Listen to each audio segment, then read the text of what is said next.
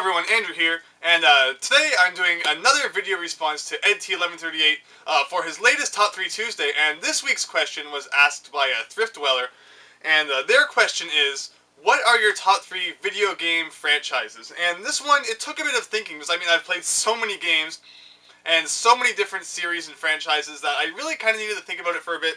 But in the end, I think I narrowed it down to my top 3, and I just looked at it, and if another game was released in one of these series, and it was like way overpriced, I would probably still buy it, just because I love these series and franchises so much, and I would love to, I just really enjoy them, and if for some reason there was a ridiculously overpriced game in this series, I would probably still buy it, just because I really enjoy the games in this series. But anyway, without further ado, my list is going to start off with a series, or franchise, that a lot of people's lists have had, and I can't blame them, or blame anyone, and it shouldn't be a surprise, because it is an incredible series, and one that a lot of people grew up with, and that is the Mega Man series or franchise. Mega Man, the franchise as a whole, but it's really broken into a few different series. Like, you have the original X, but yeah, we're talking about like the franchise as a whole, and a lot of people talk about their memories growing up with like the NES Mega Man games. When I was born, my parents had Mega Man 2, so I destroyed this game.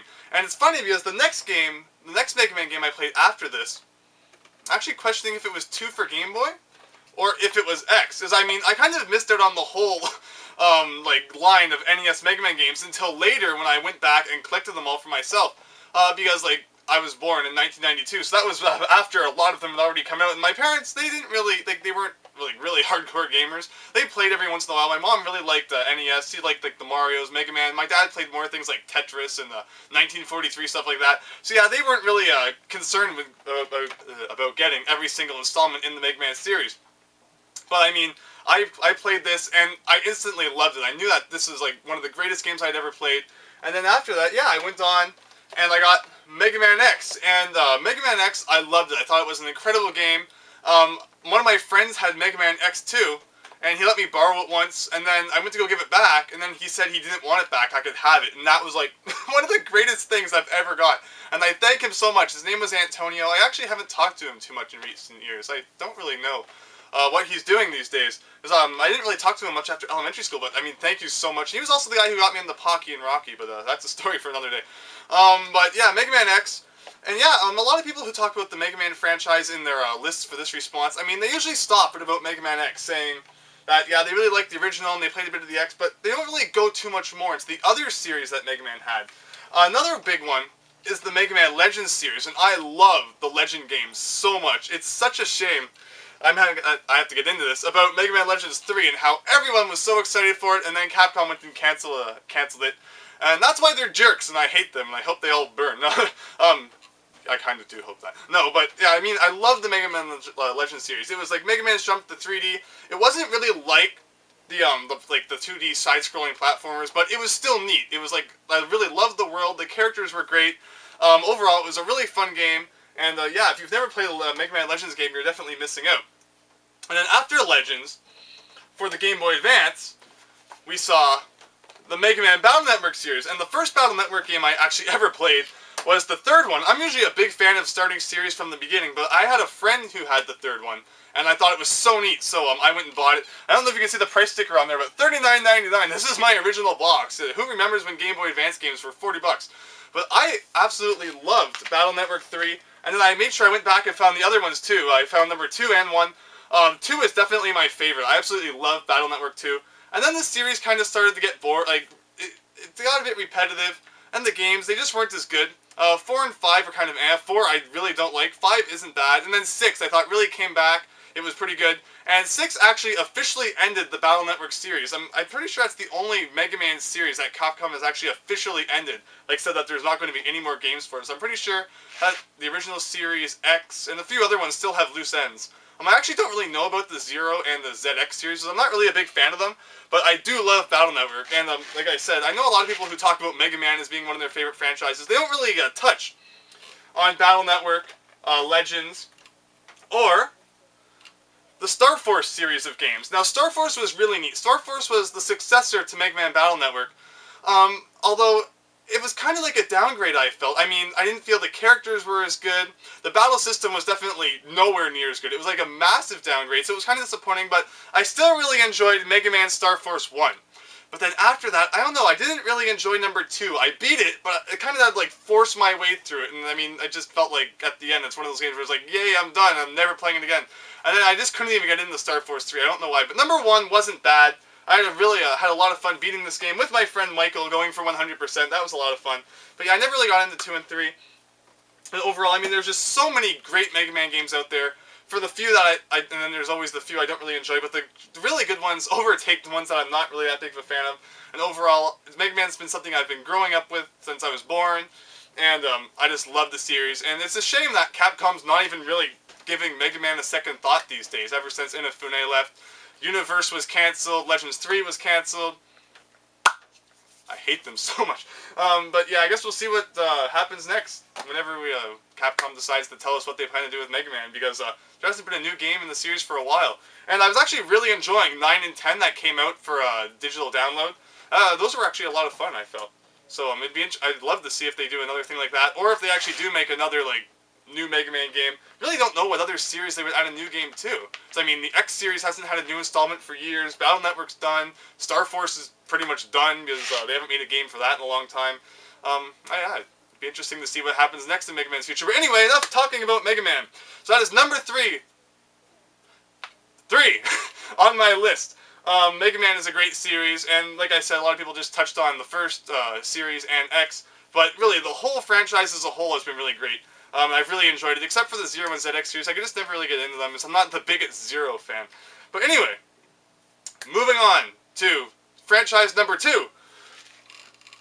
The last 2 things are going to be kind of obvious to people who know me well. Mega Man wasn't so obvious, because I mean, some people might have assumed I would do like Mario or something in that spot, because I really do like Mario. I've been growing up with him too, but Mega Man, especially for things like the music and things like that. Music's a massive part about me in video games, and Mega Man just has some awesome music. So I've always really liked the series a lot for that reason, as well as the fact that it has great gameplay and other things like that. But speaking of series with great music and gameplay and story and characters, I love the Ace Attorney series. Phoenix Wright, Ace Attorney, well, not just Phoenix Wright, but the whole Ace Attorney series as a whole is absolutely incredible. Also made by Capcom, also being mistreated by Capcom in North America, because they're not bringing Ace Attorney Investigations 2 here, or at least that's how it looks right now. But yeah, overall incredible. So you have the first one there, you have Justice for All, you have Trials and Tribulations, you have Apollo Justice, which is, Apollo Justice, it's interesting. It happens 7 years after Trials and Tribulations, and it came out a while after them too, because the interesting thing is that the DS games are actually just ports of their Japanese Game Boy Advance counterparts, which never came out in North America. So Apollo Justice was actually like the first brand new Ace Attorney game in a while, and it's not the best in my opinion. I think the Phoenix Wright games are a bit better, but it's still good. But just if you're playing the series, it's kind of a bit of a slope in the wrong direction. But then they came back with Ace Attorney Investigations, and I love this game. It was absolutely awesome. You play as Miles Edgeworth, who's kind of like your rival in the first game. I'm not going to go into much more detail about it than that. A lot of things happen, especially if you're playing the series. I'm not really going to talk about it. But yeah, he's the main character of this game, and he is the game is just absolutely incredible. But for some reason, it wasn't really received too well in North America. And for that reason, they never brought Ace Attorney Investigations 2 here. And this game, even though I'm not able to understand it too well because my Japanese knowledge isn't that great, this is an incredible game. I'm not through it yet, but I mean, just the characters, everything about it is just absolutely awesome. And I mean, you are missing out. Like, all of North America is missing out because this game was not brought here. It really is a shame that Capcom hasn't been bringing them here. Just 1 second. Ugh.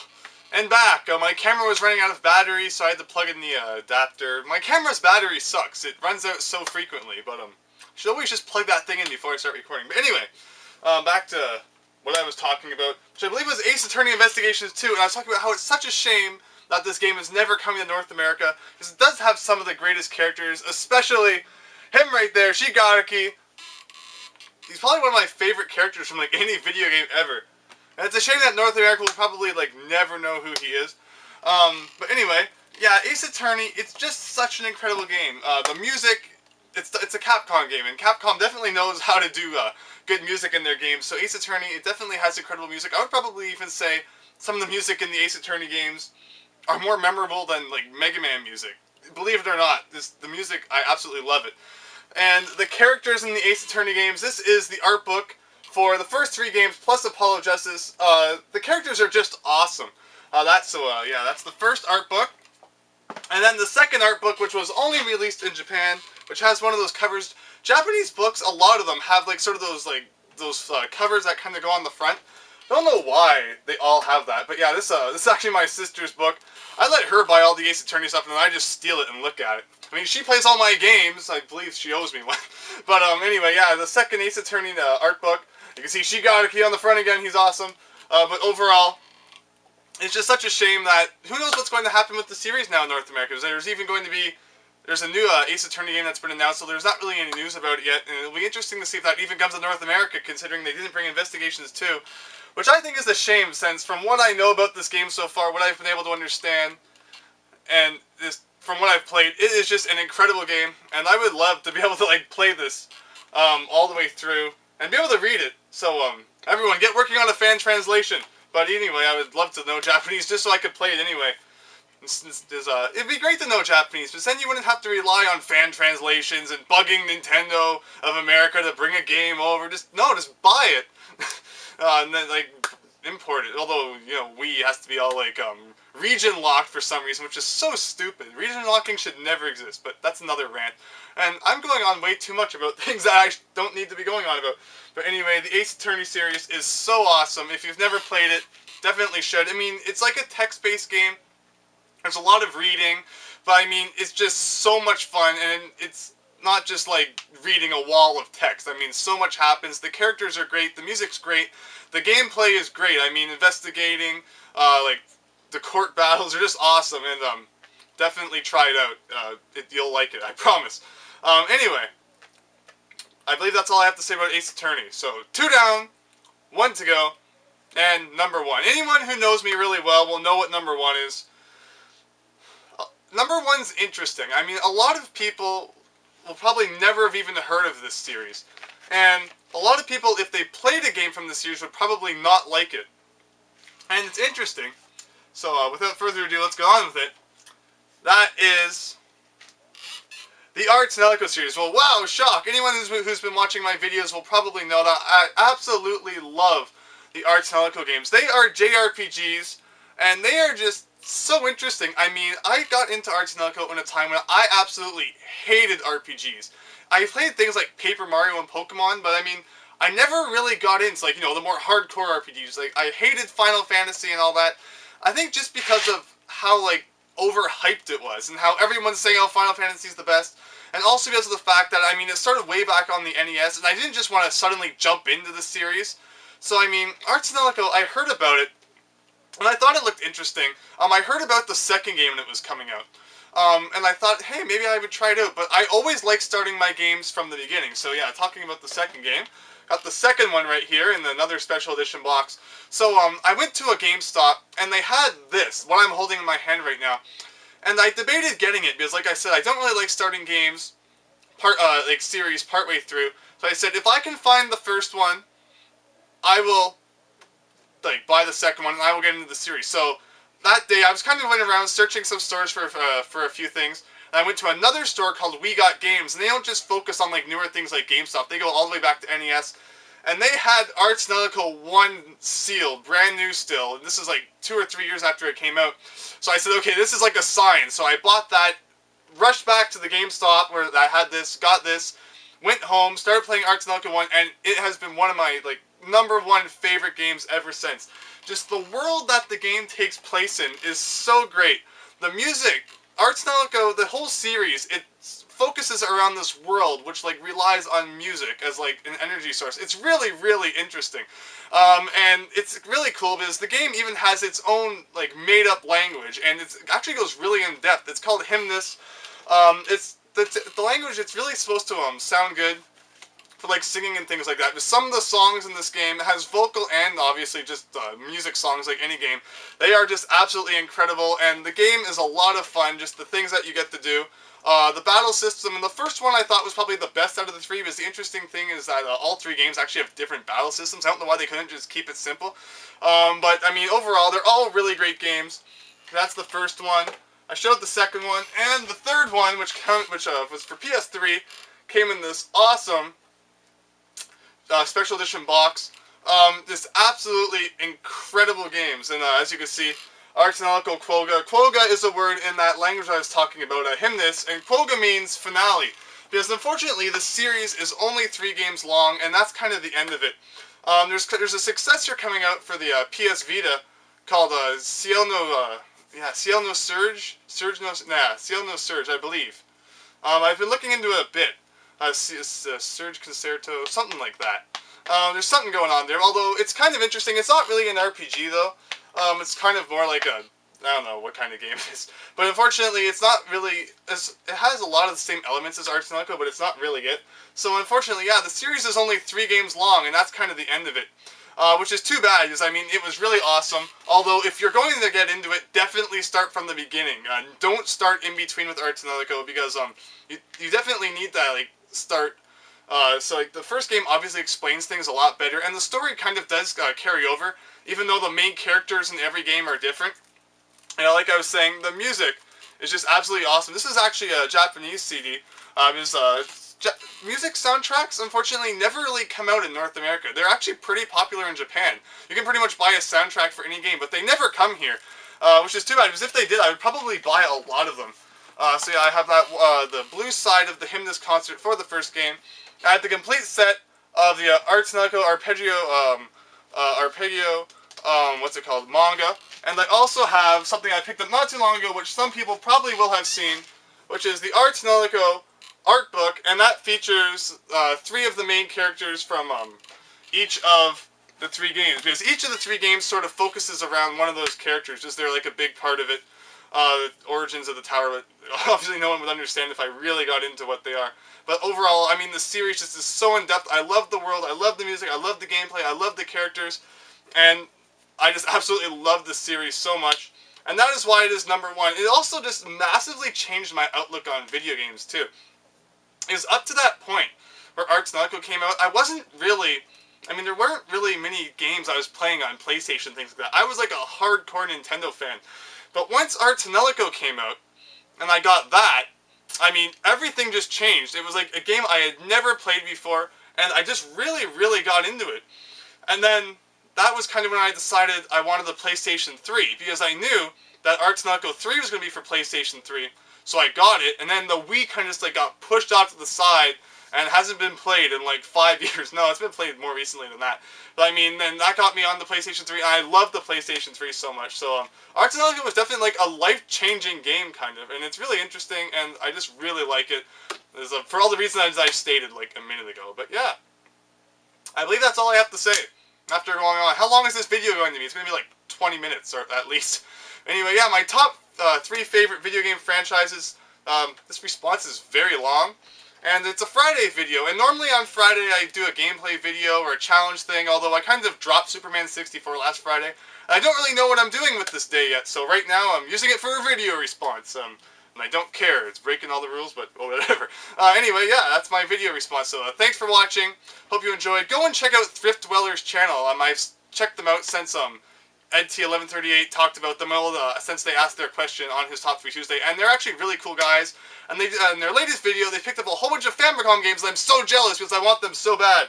Because I love Famicom games. Famicom is awesome. Imports, overall, are actually really neat. Although I did a whole rant about the box art's way better on them earlier. And this rant has gone on for long enough. So anyway, thanks for watching, hope you enjoyed, and see you later.